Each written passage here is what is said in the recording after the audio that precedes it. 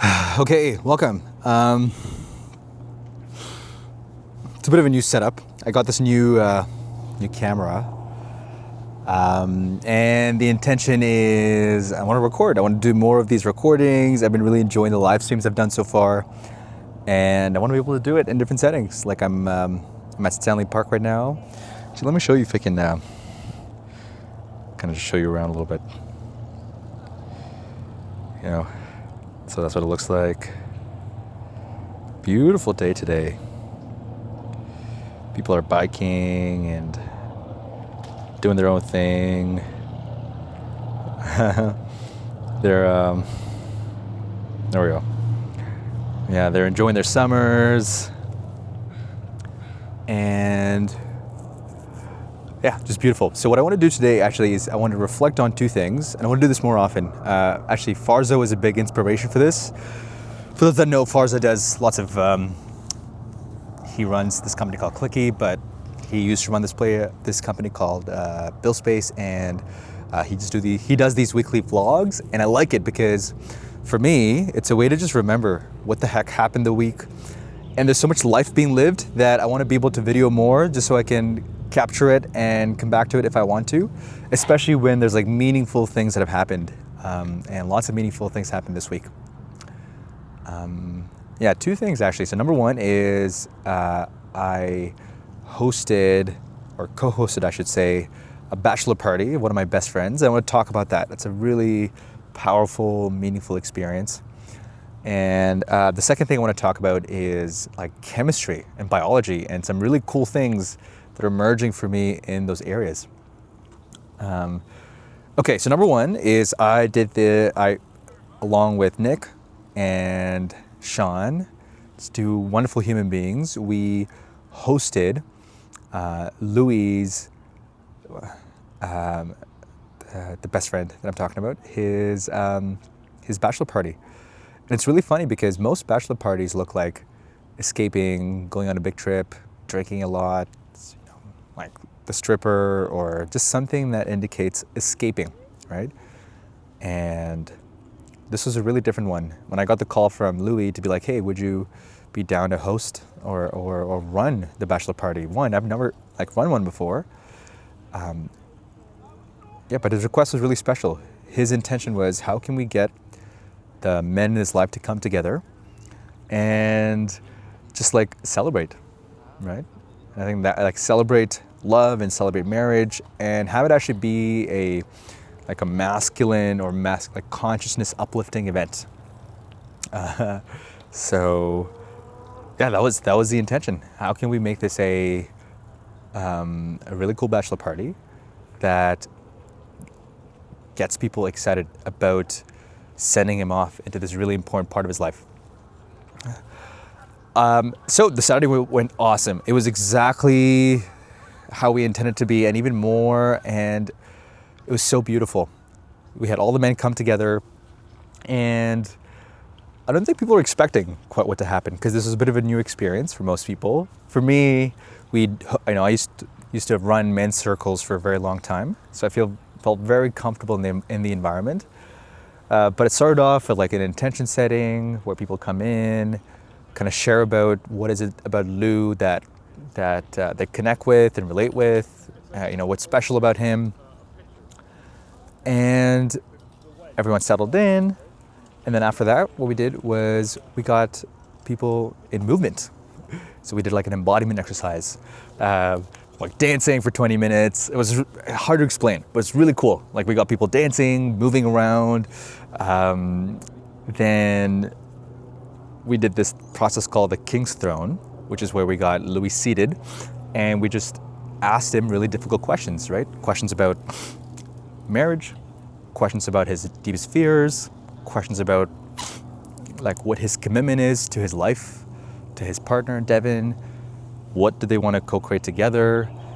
And it's like, it was basically the men in his life witnessing him and asking him hard questions. So he's like, yeah, he knows and is intentional, but about what he's stepping into. And we don't do that. I feel like what we've lost in masculine culture over the years is like this initiation ceremony, right? Like previously, there used to be like you're initiated into manhood when you're 18. There used to be all these traditions to have young men step into being an adult. I think we've lost like traditions over time, and this felt very like a ritual and a tradition of, hey, Louis, you're stepping into like this really important part of your life. What is the intention of it? What's the intention of your marriage? Are you just kind of moving into it for the sake of it? Because most people like want to get married, or is there a larger idea or picture for why you want to do this? And Louis being Louis, of course, like he's very intentional. He knows what he wants to co-create with Devin. He's very clear, has language for it. And so it's really inspiring for me to witness that, for him to share so boldly all the ways Devin mattered to him, all the ways they want to co-create meaningful experiences. And then we did lots of other cool things. But the meaningful thing I really want to capture with that is, you know, I really admire Lou for saying he wants this experience to not just be about him, but for all the men in the container to experience like an upliftment in consciousness levels, right? And I think that was really special. And it just makes me reflect on like, what are the quality of relationships that people have, right? It actually made me go through all the folks in my life that I consider close. And I just kind of started to ask myself, like, why? Why am I connected to them? What's intentional about this relationship? By intentional, I just mean like, why am I here? Like, what do I want to create with this person? Why does this person mean a lot to me? And just spending the time knowing why I'm doing that. I don't want to sleepwalk into relationships. I want to be able to choose them, and I want to be able to continue to choose them, and I want to be able to grow and like have the, you know, the relationship nourish and grow. And that weekend really helped me understand how important that is. And I'm really grateful to have Louis like right up there as one of the closest friends that understands many dimensions of me. And that's the other thing I actually learned, which is really cool, is every man, so we actually did this one session called offering, where you can offer something to Lou. You can offer words, you can offer a physical gift. So we had this set up in the middle, and Louis sat there, and then someone can come up, sit right next to him. It's on the floor, in a nice little padded floor, like with a nice rug. And you get to share an offering, right? I shared a wand that I made. So I got into woodworking, and it's like one of the first things I made. And the whole point of it was Louis and I are very like deeply care about creating spaces of transformation for people. So I gave him a wand, and to me a wand represents that of a magician. You create something out of nothing, right? And I know he's masterful at that. And I just wanted to give him that as a reminder that he is a magician, right? He can create things out of nothing and make things happen and create things in the world. So that's the gift I gave him. But it was really cool to see the other gifts that he received from different men. And I think through listening to how the other men related to Lou, I got to understand many dimensions of him. In a certain way, each friend holds a part of you and your soul. And by talking to and understanding and listening to each man, I got to witness different parts of Louis' soul and dimension, right? And I think there's something quite beautiful about that. The relationships you have, they hold a piece of you because they witness you in a particular way, right? And they relate to you a particular way. And not everybody gets to relate to and see the full you. They get to see aspects of you depending on how you meet them and how you see them. And so it was cool to see just a really full dimensional understanding of who he is and understanding from different people. So very meaningful experience. And I think the last thing I'll say about this is it just raises the bar for being more intentional with any area of my life. Relationships, friendships, the things that I do. Like, why am I doing the things that I do? Really examining every area of my life and be like, why am I doing this? What's the purpose? I don't want to be sleepwalking into things. I want to be able to choose it very intentionally. So this weekend was just really great. And I think the last thing I want to say, I just said so many last things. I also really appreciate this co-creation aspect. So I wasn't the only one organizing this. I was with Sean and Nick, and we got to co-create an experience, right? And there's something magical about that. And it just worked so wonderfully. Sean, Nick, and I, we just knew what needed to happen. And it was just so perfect. And we just knew what needed to happen next, what needed to move, how did the space need to change.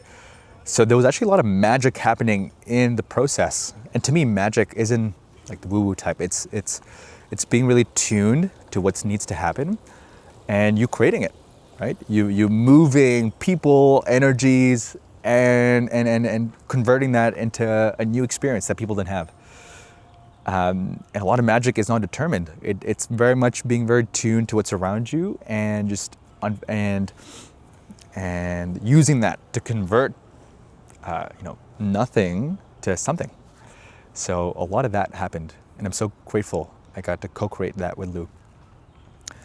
I would say so that was a big thing. So I'm still kind of in that space. I'm still coming off the high of that weekend. It was so powerful. Lots of things happened, after that, but that was really the big thing. Because after that we had the women come in. So we did the bachelor party. So we call it the sacred men, and then we had the sacred, like the women. So all the women did their event together, and then they met up, and then we all met up together, and then we had an awesome experience together, and then we went on to party after. So it felt very cool, very intentional, very joyful, lots of love. So that was the big thing. The other thing that's really been emerging is, since September, I've been really deeply interested. It's going to be like a total vibe shift or conversation shift from what I wanted to talk about earlier. But the second thing that's been really present for me is how much I'm enjoying technical understanding and engineering. And I'll tell you why this is really meaningful for me, because I don't know, when I was in engineering, and I mentioned this in my last one on beauty and on love, the video that I did, I don't know if I really appreciated engineering. I think, when you're in an academic setting, the goal is to get the grade, right? Like when I'm learning the thing, I'm not sitting and thinking, wow, this knowledge is beautiful. I'm thinking, how do I learn this so I memorize this so I get it right on the test? And that completely zaps like the heart element of learning something like this. So what's been happening is, since my professor position at UBC early this year, and like in engineering, and spending a lot of time in those fields, what's really emerged is a really deep love and fascination for engineering, and for things to go to go technical, meaning like really understanding math, why things happen, and loving it because there's no test, right? There's nothing to score for. The only reason I'm doing it because it's interesting. Everything around us has some form of math and physics and chemistry, and I didn't get to explore it that way, but now I have no parameters, like no boundaries. I can just explore because it's interesting. So I've been having a very deep fascination about biology and AI. Like these are my two top fields right now that are like so interesting. It's capturing all of my interest. It's all I want to do with my time. A lot of people, when we think about AI right now, are talking about AI agents, talking about software engineering, and like that's the field. But the field that I think is so untapped and is going to have this massive breakthrough in the next 2 years is going to be in biology, right? I don't know if like most people know, to develop new drugs right now, the cycle on that is like 7 to 10 years, right? It's so costly. And because the research and development that goes into drugs is so costly, they end up costing also so much money. So this is actually a ripe opportunity for so much innovation in the space. And tomorrow, I'm actually going to be hosting like a research paper reading group with about 30 other people on how can we use AI to come up and design new molecules or new drugs. It's very complex. It's so complex, right? We're just kind of on the starting of it. Yes, we've been in this for a little bit, but with all the new technologies that have come out, there's so much more opportunity. And I'm just feeling so incredibly stoked about it. It's all I want to spend my time doing. I think the other reason why this is so meaningful to me is I think the last 3 years, I've been so focused on coaching at TKS, but I think at some point we need to play the game, right? We can be coaching, but I think the best way to be like the best coach is to also play the game. I know there's counterpoints to this. Like if you look at the NBA, there's some really awesome coaches that actually haven't played before. But I think in general, it's important to be able to play the game, and that just makes you a better coach. You understand more nuances. You understand like somatically, just little things you notice when you're actually playing the game. And so, yeah, I feel like this past year, or I would say up until last year, I wasn't playing the game. I was just focused on coaching. And so this year, I really made an intentional effort that I wanted to spend more time learning back in the real world, developing deep understanding of something. And because I have a higher curiosity about technical things now, because now I'm starting to see engineering and technical things, there's so much beauty in it. And I can look at it from art.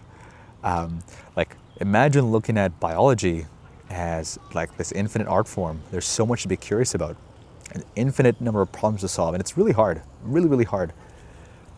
But I think that by pursuing this, I'll be able to get a deep understanding of biology. That's how our body works, and a deep understanding of AI. Because for these massive transformations or developments to happen in drug discovery, I also need to understand the math behind how a lot of this AI works. So what I want to do this summer, I have some really clear goals. By August, I want to be able to re-implement like some aspect of drug design. I want to be able to build a project using online data sets, and I want to be able to recreate and rebuild or replicate some part of the drug design process. And I know this is going to take a long time because I can do it really quickly with Codex, I'm sure. Like for example, right now to build like something like an mRNA blueprint, you can do it with Codex as long as you have like the tumor biopsy and stuff. But I don't want to do that. I don't want to just use Codex to do the thing. I want to use Codex, but I want to understand every step.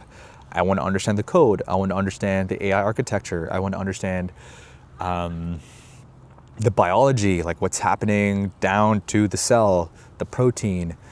I want to understand, there's just so much to understand, like the math, like not just how the architecture of the AI system works, but what's the math underneath that. And I just want to pick one project and go as infinitely deep as possible. And we'll see where it goes from there. And my hope is by the end of this March or by the end of August, I'll have a really deep understanding of a very niche field.